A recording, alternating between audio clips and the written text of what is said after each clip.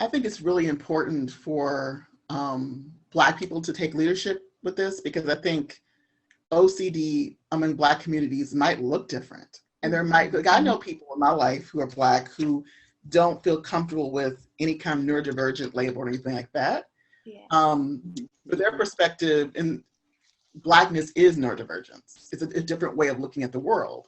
Mm-hmm. And I think even though I claim OCD because it's a label that works for me, but I don't take marching orders from OCD in terms of it's a label that does all my heavy lifting.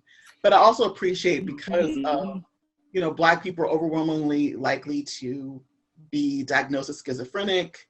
We're overwhelmingly to be in a hospitalized against our will. So it's a very, to me, it's important not to resort to what's called diagnostic colonialism.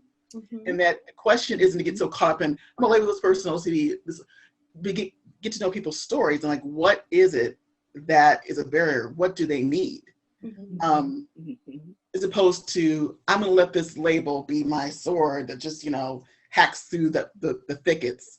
And not to be so caught up, because I feel like I love that about my own therapist, is that even though obviously she's an OCD clinician, she also is, I call her iridescent. I mean, I feel like she doesn't just have one mode of operating, so that she can, and she also can, she obviously, not obviously, but she also helps live in the indeterminacy, which is hard, of course, for the doubting disease folks. But I think it's just really important for Black people to be in leadership about this, to not make presumptions.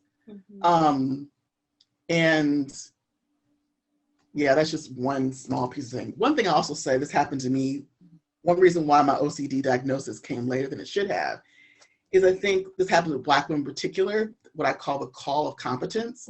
Well, because you look really functional for a Black person, or whatever, then you must be okay. But I really was suffering a great deal at that time. Yeah. Because I looked like, Black superwoman that was invisible. So I think the first step, which is really sad and basic, is that, we're human beings. And it's sad that even to this day in medical schools, they're still having to teach people, Black people experience physical pain as well. We still do not get pain medication as much as our white counterparts. I mean, basic shit. And so I think starting with that is really important.